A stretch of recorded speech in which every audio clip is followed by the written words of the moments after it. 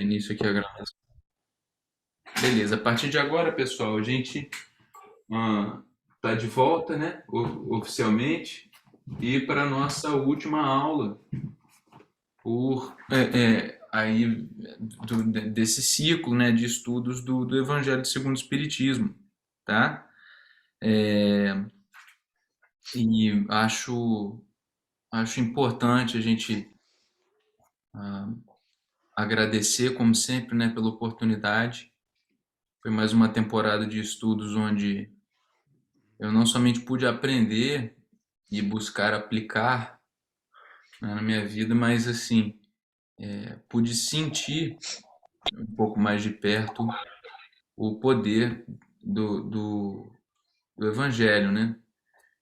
Pude sentir mudar o meu dia e acho que talvez por conta de eu estar um pouco mais sensível às questões da espiritualidade, né?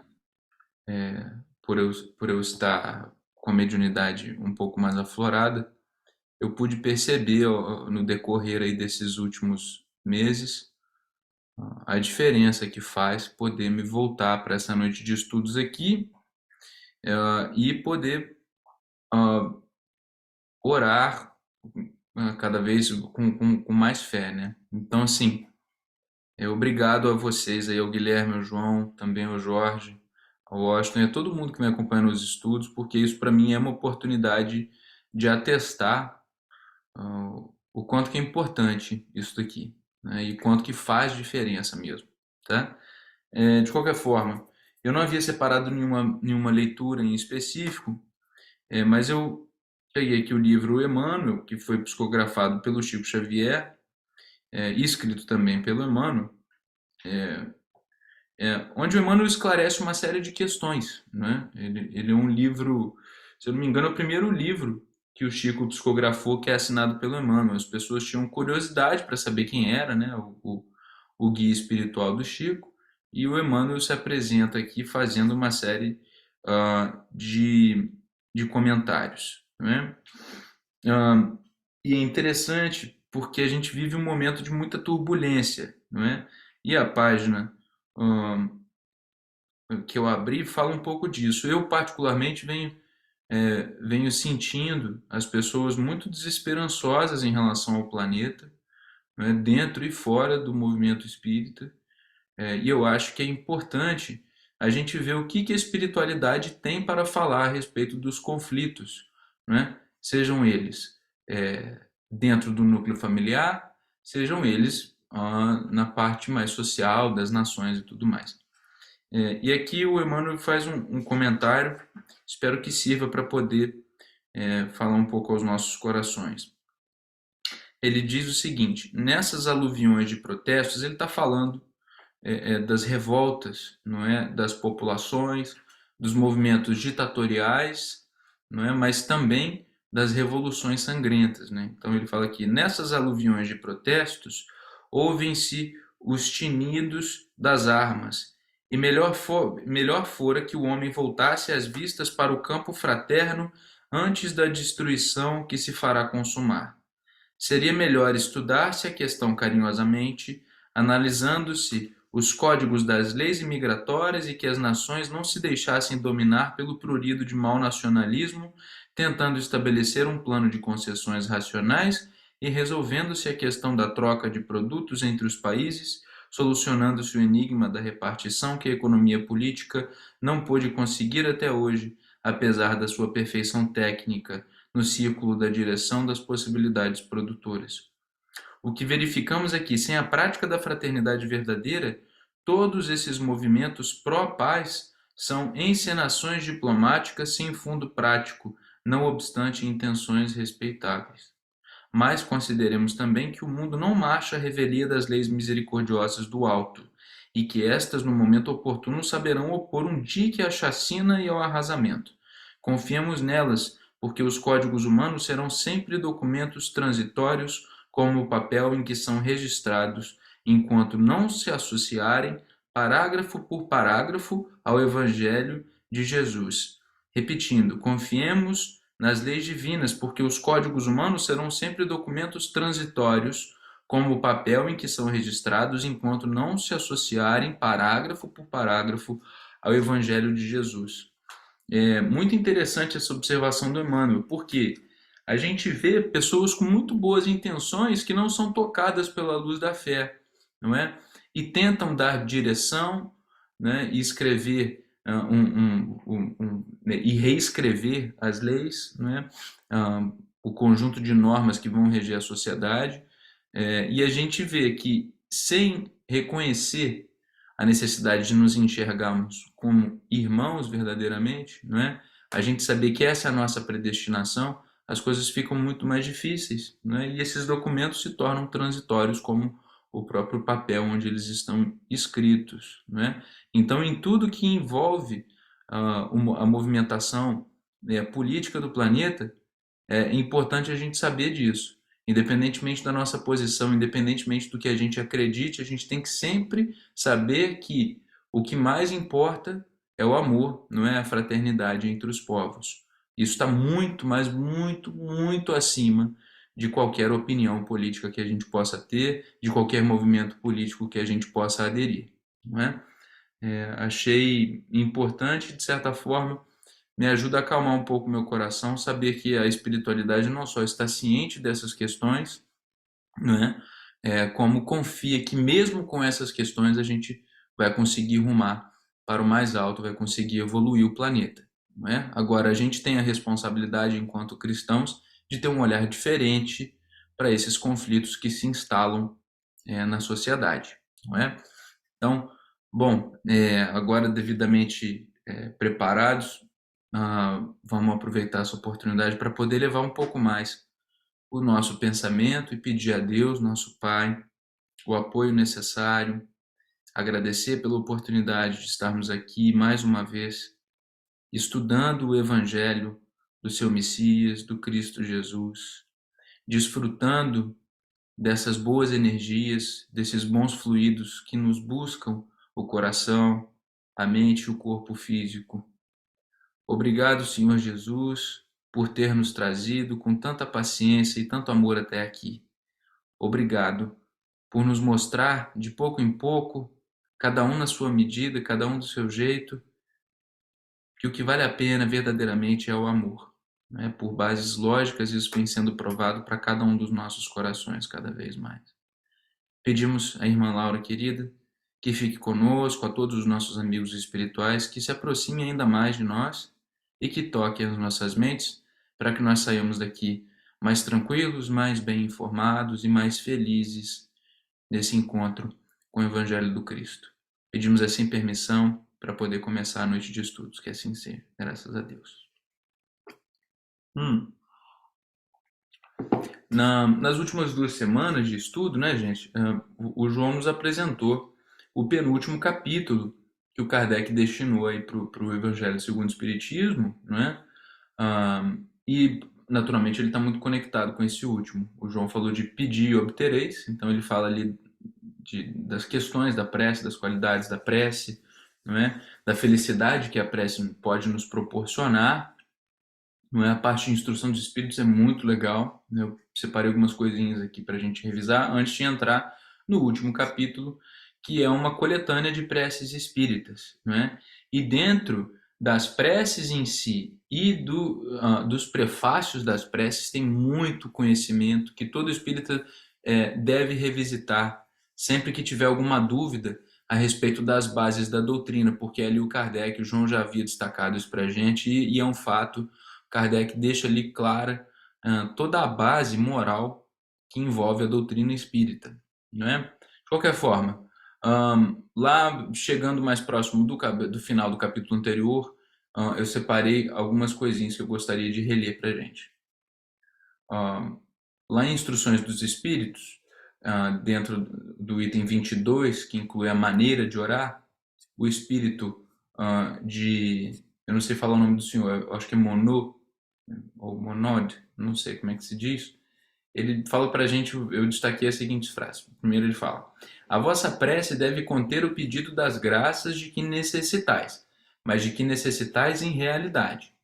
Não é? Então é aquilo, Deus sabe de tudo, sim, né? Ele é soberanamente justo e bom, correto. Agora, isso não significa que a gente não deva orar. A gente precisa, em muitos momentos, de uma força extra, não é?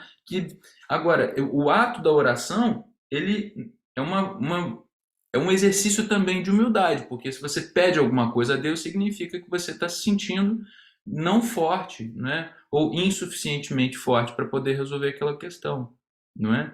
E não há problema nenhum nisso. Não significa que você seja um covarde por pedir ajuda, não é? Não tem nada disso. Deus quer a gente cada vez mais próximo e a prece é uma forma da gente se aproximar dele, não é? E da gente buscar as verdadeiras bem-aventuranças.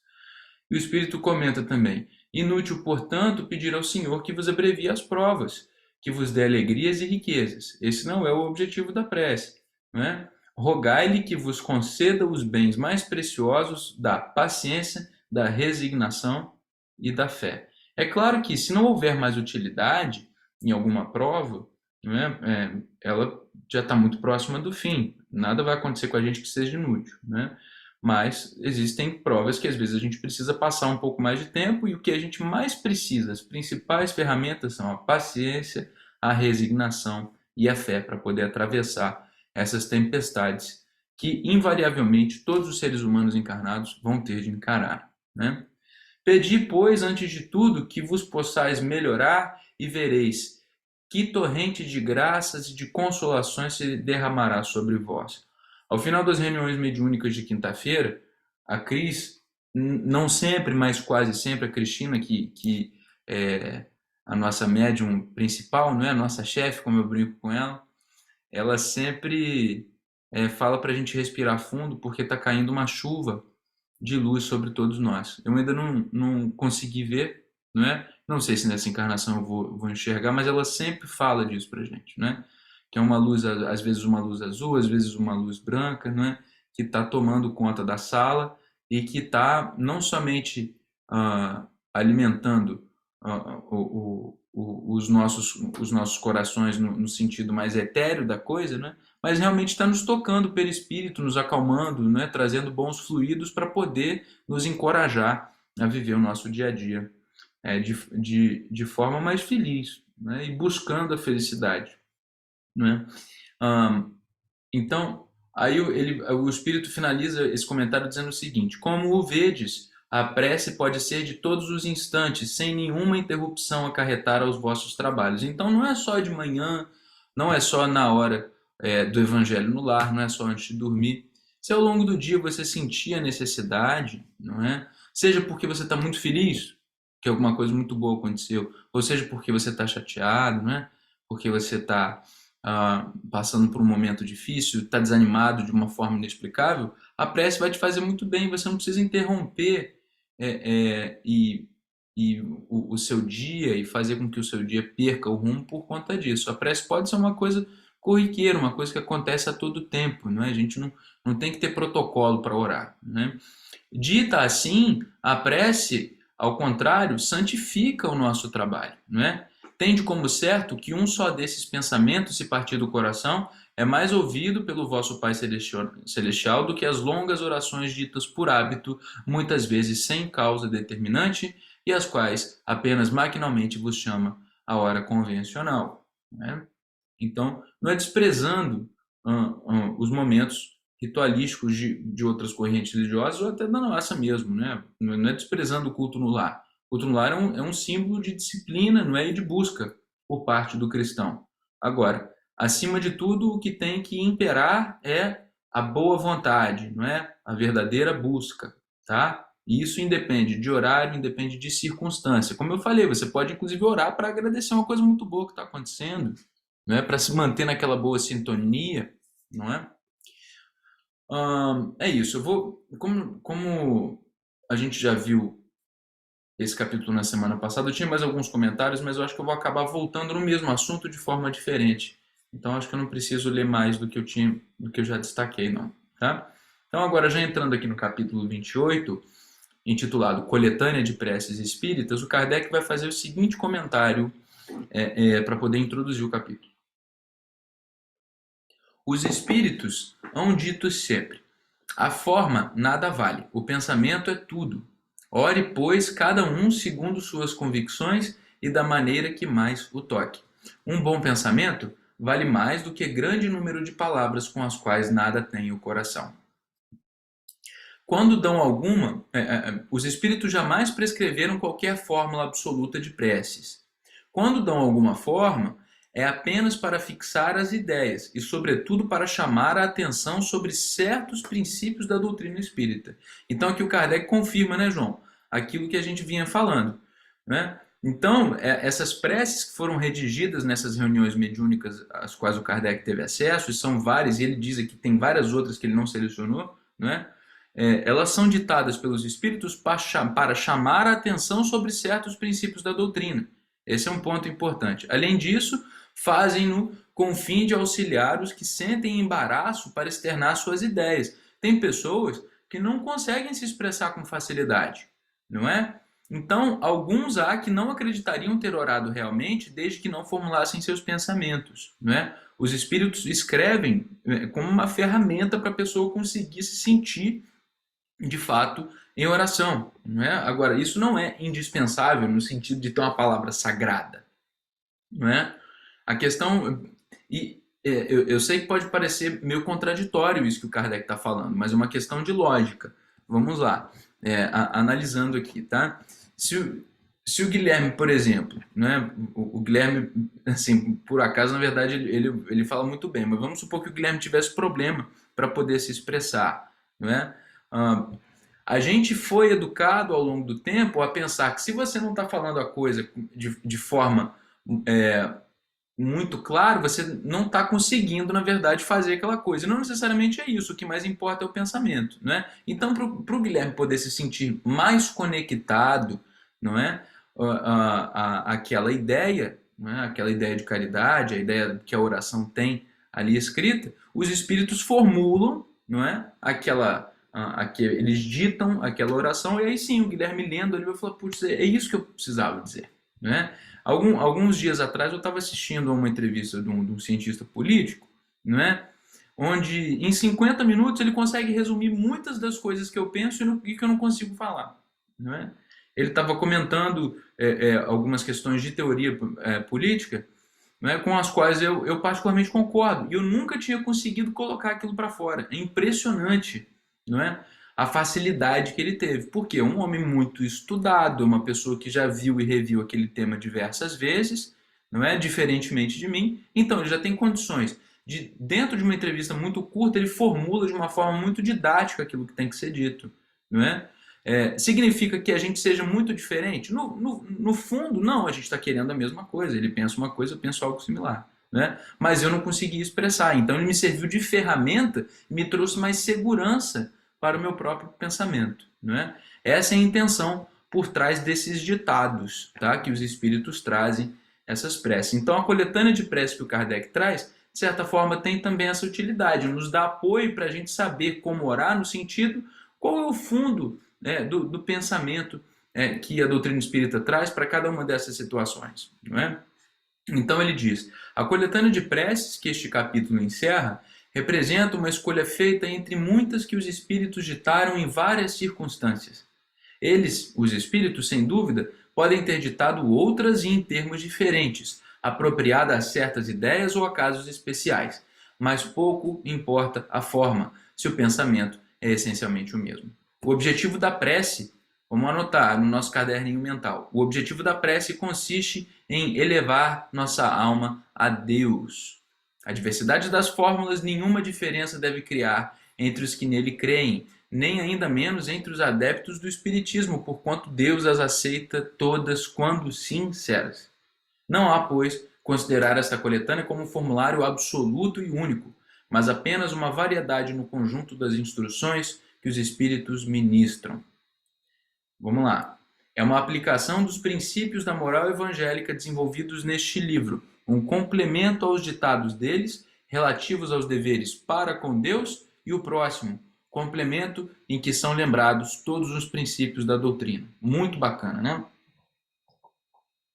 Ver como é um capítulo, ou seja, que resume, né, a doutrina, de certa forma. O Espiritismo reconhece como boas as preces de todos os cultos, quando ditas de coração, e não de lábios somente. Nenhuma impõe, nem reprova nenhuma. Deus, segundo o Espiritismo, é sumamente grande para repelir a voz que lhe suplica ou lhe entoa louvores, porque o faz de um modo e não de outro. Quem quer que lance anátema às preces que não estejam no seu formulário, provará que desconhece a grandeza de Deus. Crer que Deus se atém a uma fórmula é emprestar-lhe a pequenez e as paixões da humanidade. Então acho que ficou bem claro isso daqui, né? A qualidade principal da prece é ser clara, simples e concisa, sem fraseologia inútil, nem luxo de epítetos, que são meros adornos de lentejoulas. Cada palavra deve ter alcance próprio, despertar uma ideia, pôr em vibração uma fibra da alma. Numa palavra, deve fazer refletir. Então, a nós aqui, que somos oradores espíritas, não é eu, Guilherme, João, o Jorge também, isso é muito importante. A gente, em diversos momentos, vai ter a responsabilidade de fazer oração, e, no final das contas, o que a gente mais precisa é isso, é fazer refletir, não é? Despertar uma ideia, pôr em vibração uma fibra da alma com cada uma das palavras, não é? Cada palavra tem que ter um alcance próprio, tem que ter um objetivo, correto? Então, aí o Kardec dividiu para a gente, de forma muito didática, em 5 categorias as preces constantes na coletânea. Tá? São as preces gerais, as preces por aquele mesmo que ora, preces pelos vivos, preces pelos mortos e preces especiais pelos enfermos e pelos obsidiados. Com o propósito de chamar de maneira especial a atenção sobre o objeto de cada prece e de lhe tornar mais compreensível o alcance, vão todas precedidas de uma instrução preliminar, de uma espécie de exposição de motivos sob o título de prefácio. Então, uma forma muito didática que o Kardec nos traz aqui, essa coletânea de preces, não é? E muito, muito útil, tá? Bom, a primeira de todas é a oração dominical, o Pai Nosso. Isso daqui é fantástico. Vamos lá. Vou ler para vocês. Os espíritos recomendaram que, encabeçando esta coletânea, puséssemos a oração dominical, não somente como prece, mas também como símbolo. De todas as preces, é a que eles colocam em primeiro lugar, seja porque procede do próprio Jesus Cristo, seja porque pode suprir a todas conforme os pensamentos que se lhe conjuguem. É o mais perfeito modelo de concisão, verdadeira obra-prima de sublimidade na simplicidade. Com efeito, sob a mais singela forma, ela resume todos os deveres do homem para com Deus, para consigo mesmo e para com o próximo. Encerra uma profissão de fé, um ato de adoração e de submissão, o pedido das coisas necessárias à vida e o princípio da caridade. Quem a diga em intenção de alguém, pede para este o que pediria para si. Contudo, em virtude mesmo da sua brevidade, o sentido profundo que encerram as poucas palavras de que ela se compõe escapa à maioria das pessoas. Eu, Anderson, estou incluso, né? Eu tento orar, quando eu rezo o Pai Nosso, eu tento rezar com o máximo de fé possível, mas falar que eu compreendo tintim por tintim, isso não é verdade, né? Às vezes eu paro para refletir, não é? Quando eu estou orando mais profundamente, com mais tempo, assim, eu paro para refletir sobre as palavras, mas às vezes eu me perco um pouco ali nos pensamentos. Então, o Kardec vai explicar para a gente, né? Para preencher o que de vago a concisão desta prece deixa na mente, a cada uma de suas proposições, aditamos, aconselhado pelos espíritos e com a assistência deles, um comentário que lhes desenvolve o sentido e mostra as aplicações. Conforme, pois, as circunstâncias e o tempo de que disponha, poderá aquele que ore dizer a oração dominical ou na sua forma simples ou na sua forma desenvolvida. Beleza, então vamos pegar aqui a prece e estudar ela junto com Kardec e com os espíritos, gente. Primeira parte, né? Pai nosso que estás no céu, santificado seja o vosso nome. E o Kardec explica. Cremos em ti, Senhor, porque tudo revela o teu poder e a tua bondade. A harmonia do universo dá testemunho de uma sabedoria, de uma prudência e de uma previdência que ultrapassam todas as faculdades humanas. Em todas as obras da criação, desde o raminho de erva minúscula e o pequenino inseto até os astros que se movem no espaço, o nome se acha inscrito de um ser soberanamente grande e sábio. Por toda parte se nos depara a prova de paternal solicitude. Cego, portanto, é aquele que te não reconhece nas tuas obras, orgulhoso aquele que te não glorifica e ingrato aquele que te não rende graças. Então, aqui, vamos lá, o João falou no capítulo passado. A prece, ela pode ser para a gente agradecer, para a gente fazer um pedido, ou também para a gente louvar a Deus, correto? Então, aqui é um ato de louvor, tá? Pai nosso que estás no céu, santificado seja o teu nome, né? Estamos louvando a Deus aqui. E não é porque Deus precisa de elogio, tá, gente? É porque a gente está reconhecendo e colocando diante dos nossos olhos, expressando com palavras, tanto dentro da nossa mente, não é? Quanto verbalmente, com sons, não é? Com fonemas, a gente está expressando isso, não é? De forma a ficar cada vez mais claro, não é? Isso facilita a nossa conexão com o alto. O louvor, ele nos relembra, não é? E mexe com a nossa psicologia, com a nossa psique, de modo que isso fica mais evidente para o nosso ser, não é? Essa é a intenção disso aqui. Deus não precisa do nosso elogio, né? É aquilo, ele não tem as paixões humanas, correto? Segunda parte, venha a nós o vosso reino. Kardec comenta, Senhor, deste aos homens leis plenas de sabedoria e que lhes dariam a felicidade, se eles as cumprissem. Com essas leis, fariam reinar entre si a paz e a justiça. Então, estamos pedindo, aqui já é um pedido, não é? Venha a nós o vosso reino. Agora, qual reino é esse? Não é? É trazer para a terra a paz e a justiça de Deus. Não é? É isso que o Cristo estava nos ensinando com venha a nós o vosso reino.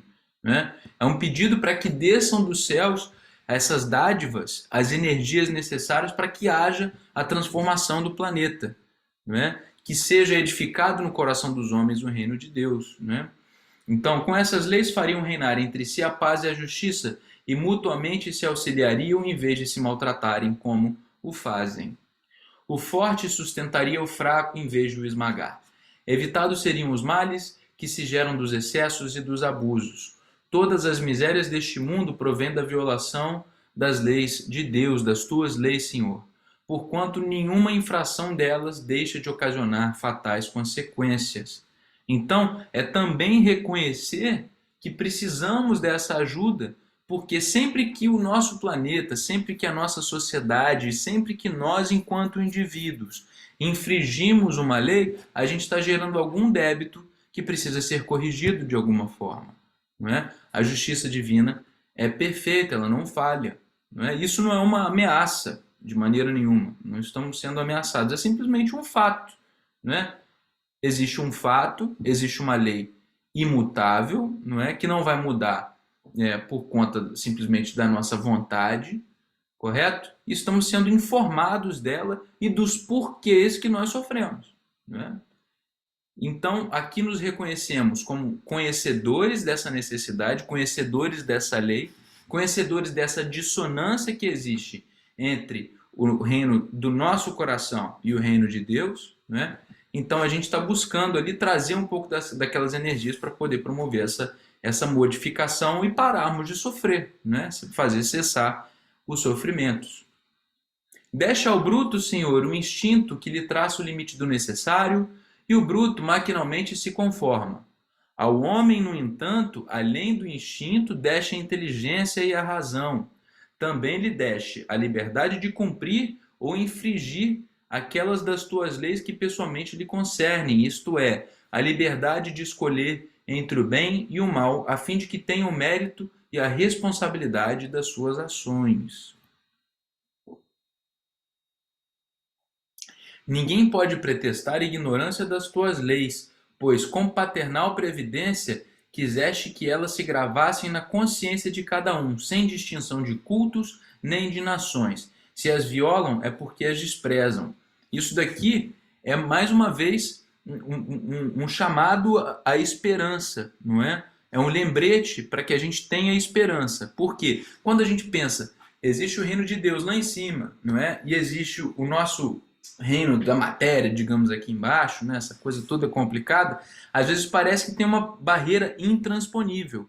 Quando a gente traz para nós a responsabilidade de mudar nossa própria conduta, quando nós trazemos para nós mesmos o conhecimento de que existe gravada na nossa consciência, todas essas leis estão gravadas na nossa consciência, o que a gente está dizendo? Caramba, então é possível transpor essas barreiras, não é? É possível que Deus me envie as forças e que eu as receba, não é? Não é uma distância intransponível, até porque para Deus não existe distância, não é? Ele está em todos os lugares ao mesmo tempo, sabe de tudo que acontece, correto? Estamos conectados a Ele pela nossa consciência, estão gravadas na nossa consciência as leis divinas, não é? Então, eu achei muito sábio o Kardec e os espíritos terem colocado isso daqui, porque venha a nós o vosso reino, perfeito. Mas agora, não se esqueça de que tudo que você precisa já está dentro de você, não é? E que esses sofrimentos e essa dissonância é responsabilidade tua. Não é para a gente falar, eu sou uma pessoa horrível, eu sou muito culpado. Não é isso. É porque, graças a Deus, depende de você mudar. Se dependesse do teu vizinho, as coisas seriam mais complicadas, mas depende de você. Não é? A gente vive hoje em dia um momento da sociedade em que a gente está terceirizando muito as responsabilidades para os outros. Não é? Ah, a sociedade é aquilo, o meu vizinho vota no fulano e a culpa é dele, o ciclano vota no outro e a culpa é dele. Gente, não. É claro que a gente precisa mudar a sociedade, a gente precisa defender as nossas ideias, mas a sua felicidade só depende de você. Não terceiriza essa responsabilidade, porque senão fica impossível ser feliz, ué. Fica impossível. Só você sabe o que significa felicidade para você. Então, o Kardec está trazendo isso aqui para a gente, deixando isso muito claro. Não é? Traga para si essa responsabilidade de buscar a sua própria felicidade e saiba de que você tem um alicerce, uma ferramenta dentro da tua consciência que é infalível. É infalível. Porque desde que quando você foi criado já existia na tua consciência gravadas essas leis divinas. Vamos seguindo adiante. Todos te reconhecerão, Senhor, por soberano, todos te reconhecerão por soberano Senhor de todas as coisas, quando o planeta Terra for transformado, né? E o reinado das tuas leis será o teu reino na terra. Digna-te, Senhor, de apressar-lhe o advento, outorgando aos homens a luz necessária que os conduza ao caminho da verdade. Aí no terceiro item dessa prece, o Kardec fala do faça-se a tua vontade assim na terra como no céu, né? Que seja feita a vossa vontade assim na terra como no céu. Se a submissão é um dever do filho para com o pai, do inferior para com o seu superior, quanto maior não deve ser a da criatura para com o seu Criador.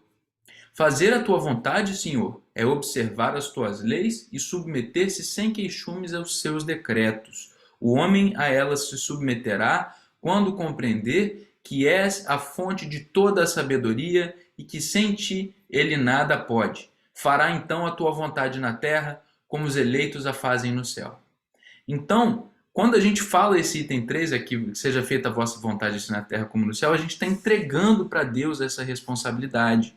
Né? Em que sentido? A gente está, de alguma forma, realçando a necessidade de termos fé, dizendo para Deus que temos fé na capacidade dele de reger os nossos destinos, né? Que as coisas que estão fora do nosso controle, elas devem de fato estar fora do nosso controle e que a gente não precisa ficar se preocupando com elas excessivamente, né? Mais uma vez, fazer a tua vontade, Senhor, observar as tuas leis e submeter-se sem queixumes aos teus decretos. O homem a elas se submeterá quando compreender que o Senhor é a fonte de toda sabedoria e que sem ti ele nada pode. Quarto item, dá-nos o pão de cada dia. Né? Como é que a gente fala geralmente? Eu li aqui do Kardec, esqueci. O pão nosso de cada dia nos dai hoje. Né? Então, dá-nos o pão de cada dia. Dá-nos o alimento indispensável à sustentação das forças do corpo, mas dá-nos também o alimento espiritual para o desenvolvimento do nosso espírito. O bruto encontra sua pastagem. O homem, porém, deve o sustento à sua própria atividade e aos recursos da sua inteligência, porque o criaste livre. Tu lhe has dito, tirarás da terra o alimento com o suor da tua fronte. Desse modo fizeste do trabalho para ele uma obrigação, a fim de que exercitasse a inteligência na procura dos meios de prover às suas necessidades e ao seu bem-estar, uns mediante o labor manual, outros pelo labor intelectual. Sem o trabalho, ele se conservaria estacionário e não poderia aspirar à felicidade dos espíritos superiores. Ajudas o homem de boa vontade que em ti confia, pelo que concerne ao necessário. Perdão. Não, porém, aquele que se compraz na ociosidade e desejar a tudo obter sem esforço, nem aquele que busca o supérfluo. A doutrina espírita aqui está reforçando para a gente um preceito básico. Nós temos que trabalhar, temos que nos esforçar. O trabalho edifica o homem. Então, de maneira nenhuma, a gente está pedindo para Deus dar as coisas para a gente, né, de mão beijada. Não é isso que o Pai Nosso está colocando diante de nós, tá? Eu vou colocar aqui, eu vou pular algumas coisas e vou para o resumo, porque senão não vai dar tempo de eu falar tudo o que eu quero, tá? Kardec diz o seguinte: dá-nos, pois, Senhor, o pão de cada dia, isto é, os meios de adquirirmos pelo trabalho as coisas necessárias à vida, porquanto ninguém tem o direito de reclamar o supérfluo. Se trabalhar-nos é impossível, a tua divina providência nos confiamos. Se está nos teus desígnios experimentar-nos pelas mais duras provações, malgrado os nossos esforços, aceitamo-las como justa expiação das faltas que tenhamos cometido nesta existência ou noutra anterior, porquanto é justo.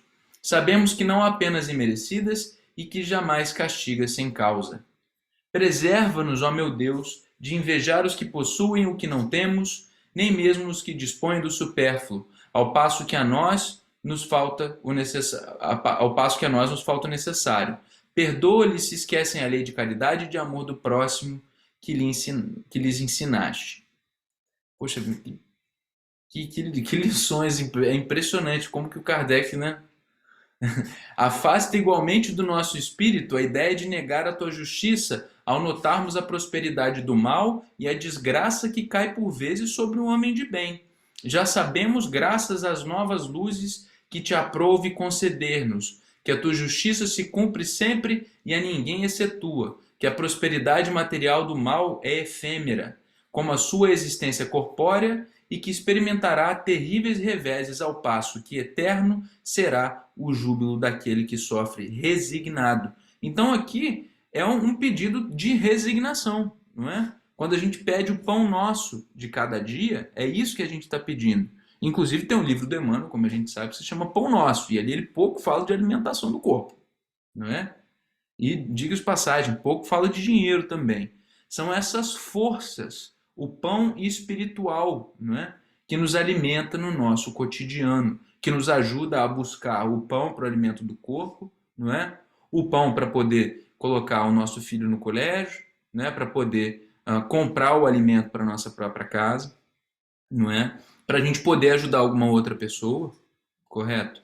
É disso que Kardec está falando, de coragem, de resignação, não é?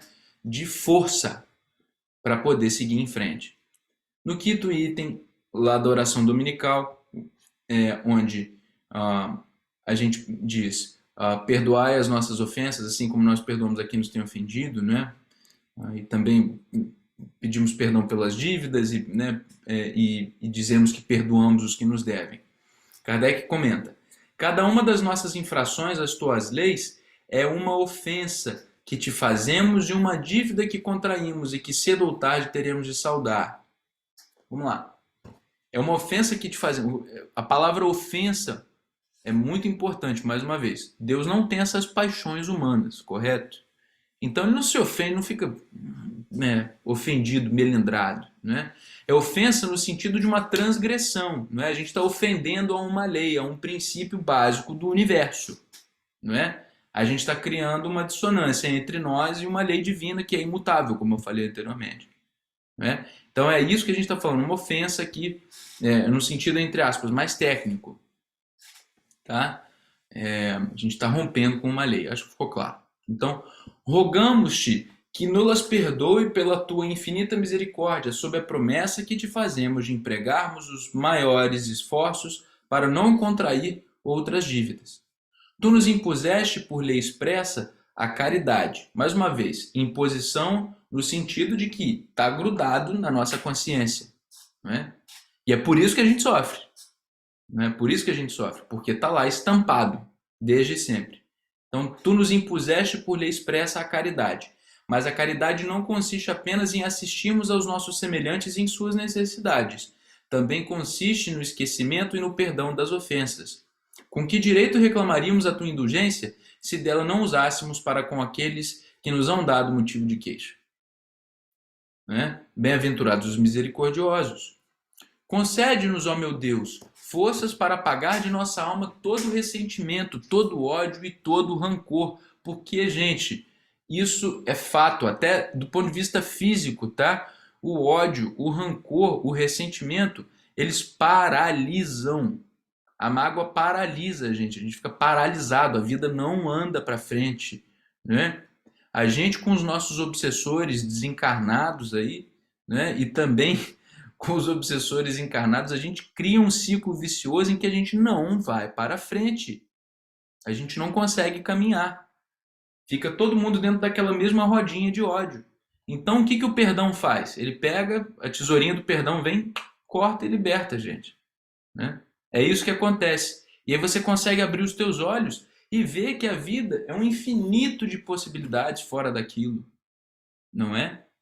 É isso que significa o perdão. Por isso que as pessoas dizem que o perdão liberta. Parece uma coisa, né, meio de autoajuda. O perdão liberta. Mas de fato ele liberta, porque a gente fica preso dentro daquele mesmo hábito, pensando as mesmas coisas, sentindo as mesmas coisas, né? E não consegue seguir em frente, não consegue se concentrar no próprio emprego, né? Não, às vezes não perdoa uma pessoa do passado, não consegue arranjar uma namorada nova, não é? Não consegue sentar num jantar de família para poder ter uma boa conversa, para poder aproveitar a comida, não é? Porque está perdendo tempo discutindo, às vezes consigo mesmo, né? Quando a gente não se perdoa, a gente está perdendo tempo também, né? Então, o rancor, o ódio, o ressentimento, eles são perdas de tempo.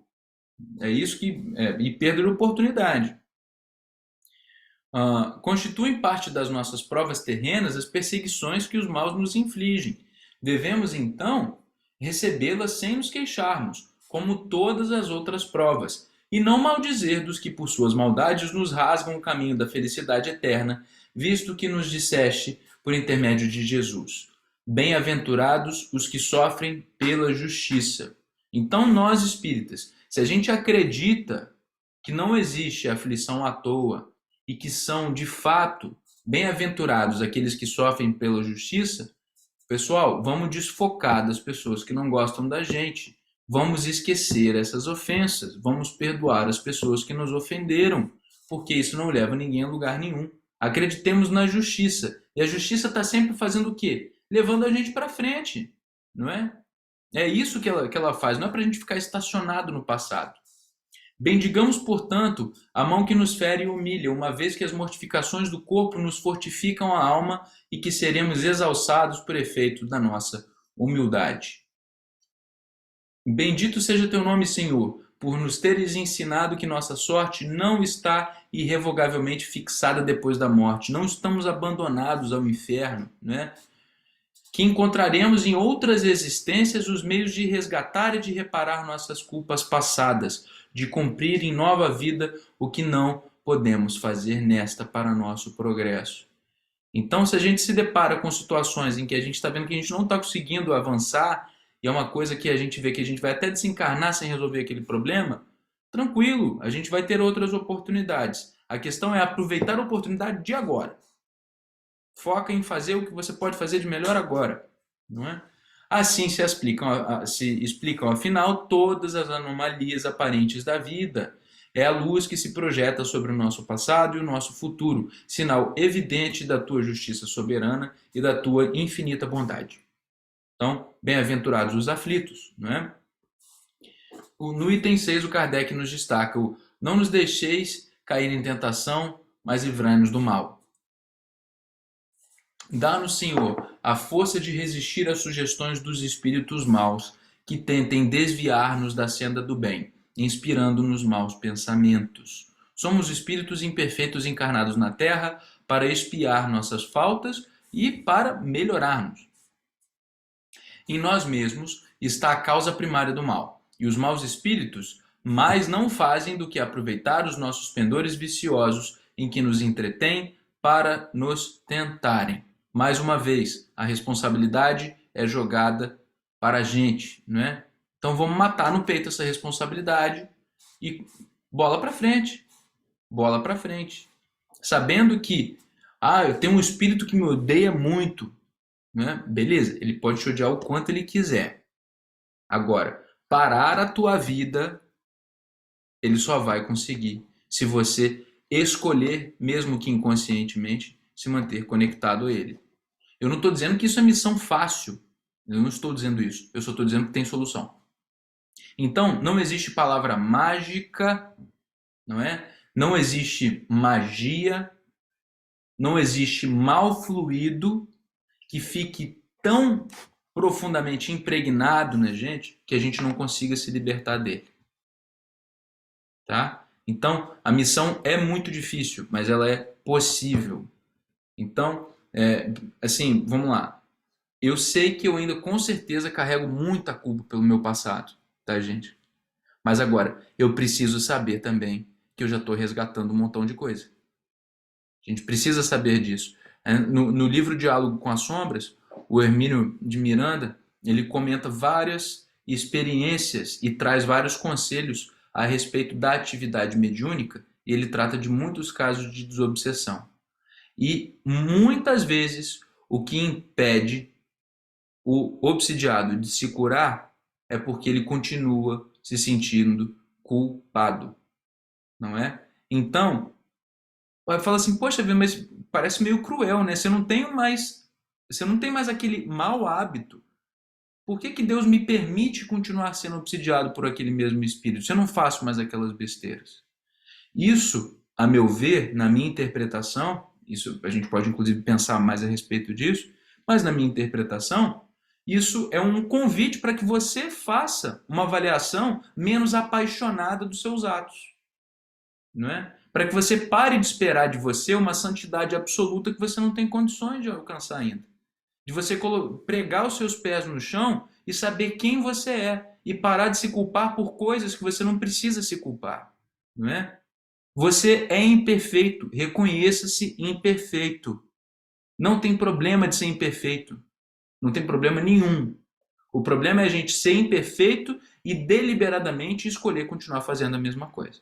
Então, se você não está mais fazendo isso, saiba disso. Avalie a tua consciência todos os dias antes de dormir e peça a Deus que te ajude a se livrar desse vício de se culpar por coisas que você não precisa mais.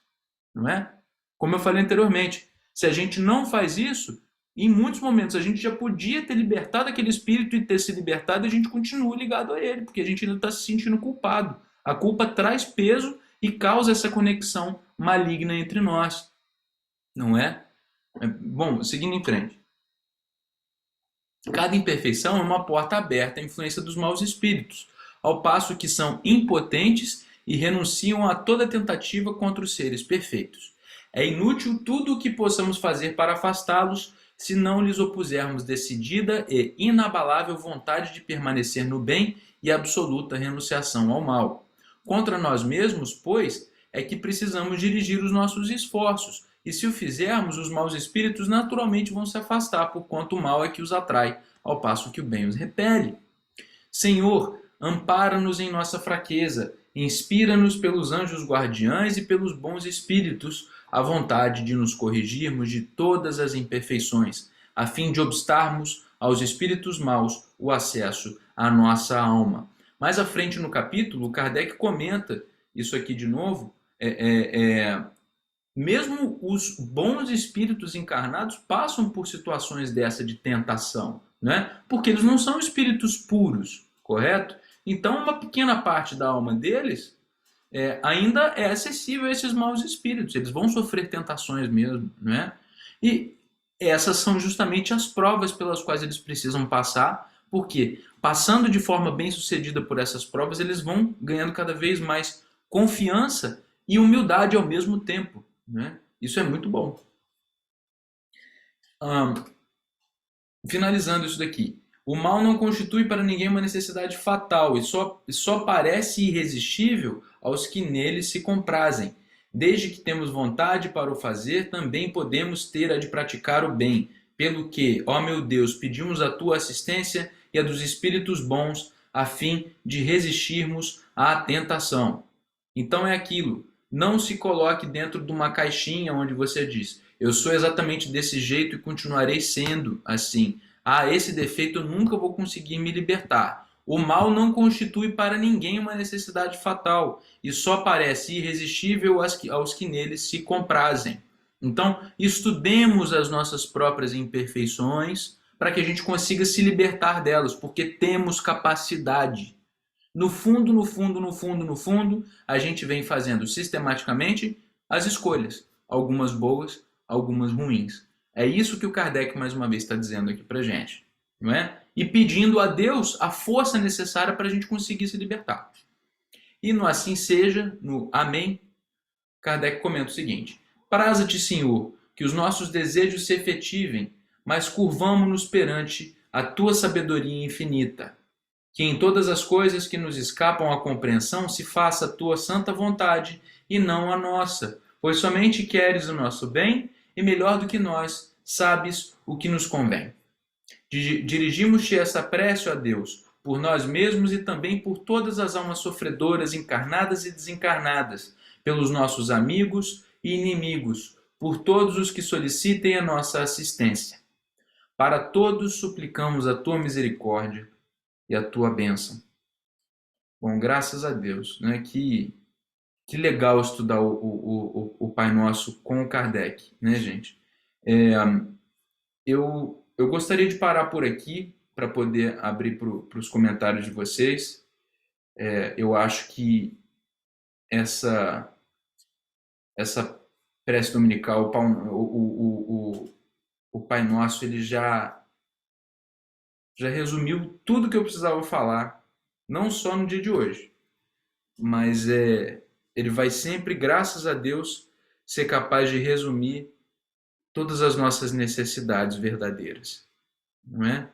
As necessidades de entrega para Deus das coisas que a gente não tem controle, a necessidade de perdão para com o próximo, não é? E as necessidades de coragem para a gente conseguir enfrentar e viver com menos amargor as nossas experiências aqui no planeta, né? Então é incrível. Vou falar para vocês que é um dos trechos do Evangelho, se não for o que mais me impressionou, é um dos que mais me impressionou. E é isso. Obrigado, pessoal. Como vai, meu caro? Bom, coube a mim esse capítulo na nossa última temporada, e é absurdo mesmo o quanto que traduz, o quanto que é expansivo e ao mesmo tempo direto essa prece, enfim, dita diretamente por Jesus. Bom, independentemente do que eu falar aqui, hoje eu vou fazer um pedido. Um pedido para você que é transformar isso aí, cara, eu acho, num tema de palestra. Acho que as pessoas carecem muito, porque é a prece que todos fazem. E como você mesmo disse, mesmo que a gente esteja ali imbuído na prece, pensando, às vezes você se pega longe, colocando aquilo no automático, e talvez seja o ponto de contato para você começar a falar um pouco mais sobre espiritismo, começar a falar mais sobre os princípios espíritas, seja a própria prece. Porque isso aí a pessoa vai entender, ela faz isso todo dia. Ensinado pelo avô, pela avó, pela mãe, pelo pai, enfim, seja quem for. E você entender que dentro de cada frase, de cada expressão, guarda tudo isso, toda uma história que, traduzida ponto a ponto, ela consegue dar um gás muito grande em relação à doutrina espírita em si, doutrina cristã em si, os princípios de amor, a lei do divino. E eu acho que através disso dá para fazer muito. E você falou aí sobre a questão da mágoa. Eu me lembro uma vez uma pessoa falando numa palestra, acho que foi aqui em Juiz de Fora até, o Didier, que é um palestrante aqui, ele falou o seguinte: gente, vai pela lógica. A mágoa dá muito trabalho, assim como a mentira. Dá muito trabalho, é trabalho prático. Você se pega pensando naquilo, você se pega confabulando ou tendo que gerar possibilidades e razões para você manter-se magoado, para você manter-se no direito de estar magoado com aquela pessoa. Às vezes, questões práticas, de você não vai no mesmo lugar que a pessoa vai. Então, poxa, se você brigou no centro espírita, então você vai ter que procurar um outro lugar. Pô, se você brigou ali no seu clube, você vai ter que procurar um outro lugar, um outro horário, para não cruzar com a pessoa. Dá muito trabalho. Dá muito trabalho. Então, é melhor se livrar disso. Então, é isso que me vem à cabeça, cara, porque é um ponto que me é muito caro, que é você funcionar como tradutor de algumas coisas, né? Como explicador. Então, você explicar com uma base que todo mundo tem, que é o Pai Nosso, acho que é um caminho gigantesco. Engraçado que eu já tinha anotado isso aqui um tempo atrás, eu nunca desenvolvi a palestra, mas o nome era O Pai Nosso. Mas, fala aí, João. É interessante. Eu também endosso aí o pedido do Guilherme disso aí se tornar uma palestra. Assim como eu já estou agendado uma palestra no GAEB, eu usei exatamente o título do estudo da aula passada, Pedi e Obtereis, que é fantástico quando a gente monta esse trabalho, dá assim, esse estudo, né? Dá verdadeiras palestras, cara. E é muito interessante, né, quando a gente começa a fazer essa análise do Pai Nosso, você vê que ele engloba tudo, né? Ou seja, é o Deus onisciente, onipresente, é a fé, né?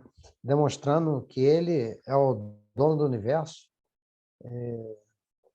e assim também mostrando, através da prece do Pai Nosso, a imortalidade da alma, né? Venha a nós o vosso reino, ou seja, a gente está aqui e o reino de Deus, ele é todo esse universo imenso aí que a gente desconhece. Então, a gente, pluralidade das existências, ou seja, é muito interessante, está aí o princípio fundamental da doutrina espírita, né? Pluralidade dos mundos habitados.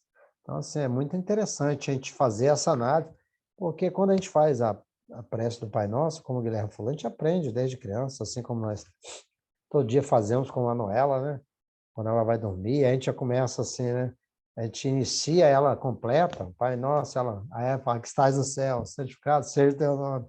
É muito bacana, a criança se sente bem, mas aí quando a gente vem, quando a gente estuda a doutrina espírita, vê isso aí, essa riqueza de informação, né, de Kardec, dos espíritos, que nos dá aí né, uma ferramenta importantíssima para a gente fazer essa análise, né? E só para encerrar, agradecer a você, né? É sempre importante esse capítulo, eu sempre defendi isso, né? Eu acho importantíssimo.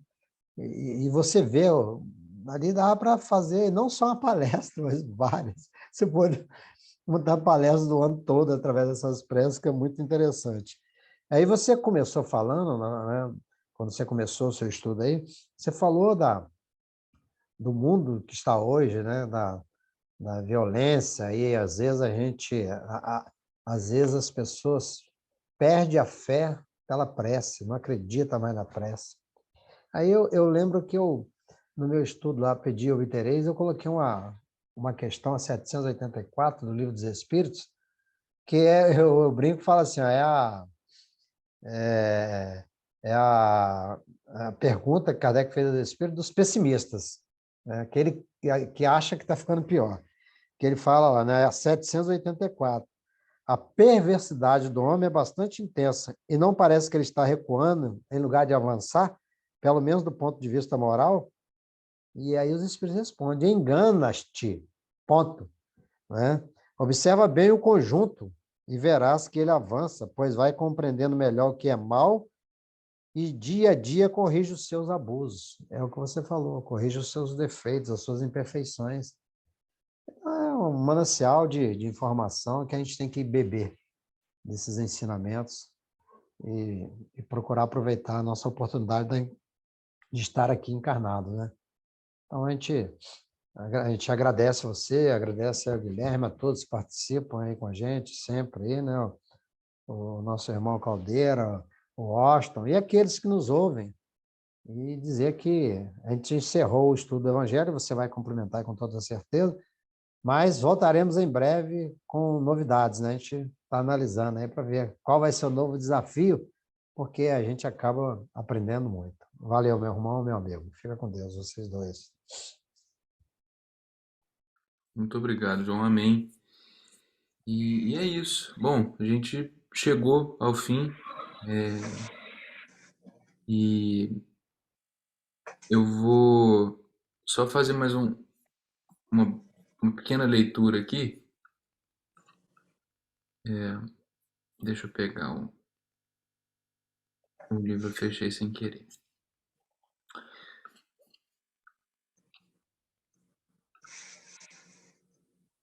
Ali na parte de prece por aquele mesmo que ora, a gente tem o Kardec comentando sobre os anjos guardiães, né? Isso é um lembrete muito importante. Todos temos ligado a nós, desde o nosso nascimento, um espírito bom que nos tomou sob a sua proteção. Desempenha junto de nós a missão de um pai para com seu filho, a de nos conduzir pelo caminho do bem e do progresso através das provações da vida. Sente-se feliz quando correspondemos à sua solicitude, sofre quando nos vê sucumbir. Seu nome pouco importa, pois bem pode dar-se que não tenha nome conhecido na terra. Invocamo-lo então como nosso anjo guardião, nosso bom gênio. Podemos mesmo invocá-lo sob o nome de qualquer espírito superior, que mais viva e particular simpatia nos inspire. Além do anjo guardião, que é sempre um espírito superior, temos espíritos protetores que, embora menos elevados, não são menos bons e magnânimos. Contamo-los entre amigos ou parentes, ou até entre pessoas que não conhecemos na existência atual. Eles nos assistem com seus conselhos e, não raro, intervindo nos atos da nossa vida. Deus, em nosso anjo guardião, nos deu um guia principal e superior, e nos espíritos protetores e familiares, guias secundários. Fora erro, porém, acreditarmos que forçosamente temos um mau gênio ao nosso lado para contrabalançar as boas influências que sobre nós se exerçam. Os maus espíritos acorrem voluntariamente, desde que achem meio de assumir predomínio sobre nós, ou pela nossa fraqueza, ou pela negligência, que ponhamos em seguir as inspirações dos bons espíritos. Somos nós, portanto, que atraímos aos maus espíritos.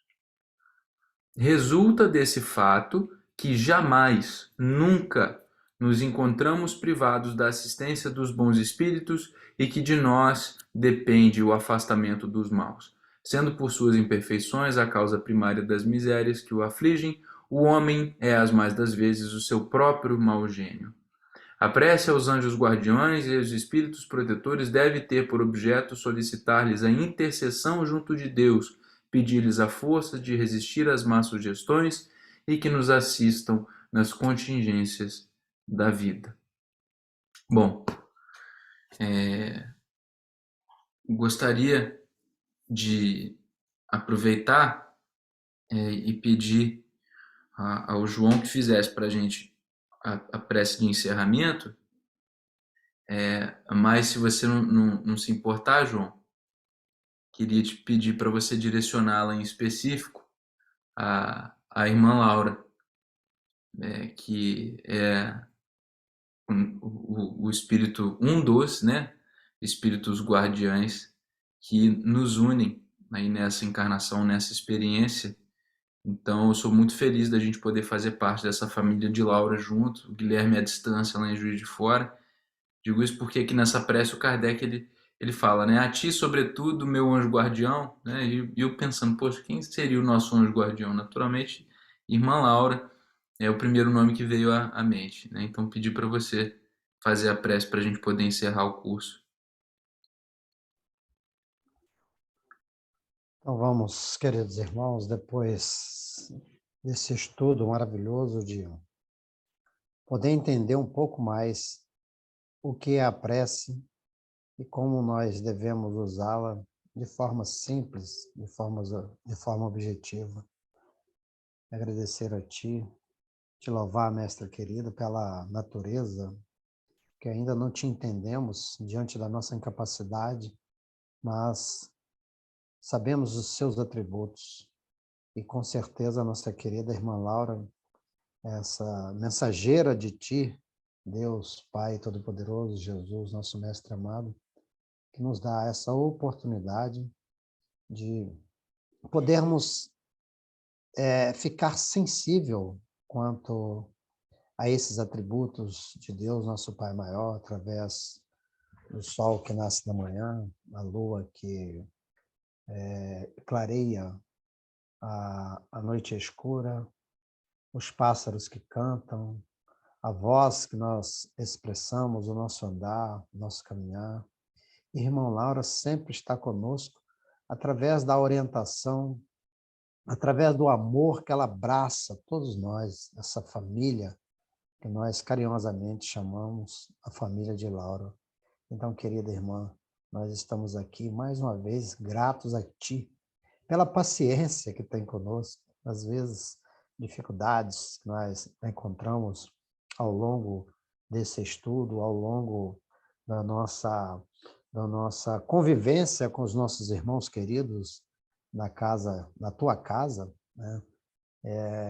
Então, você está ali sempre com a gente, nos orientando, puxando a nossa orelha naqueles momentos em que a gente não entende os teus ensinamentos, mas de forma carinhosa, através de uma mensagem recebida, às vezes, nas nossas reuniões mediúnicas.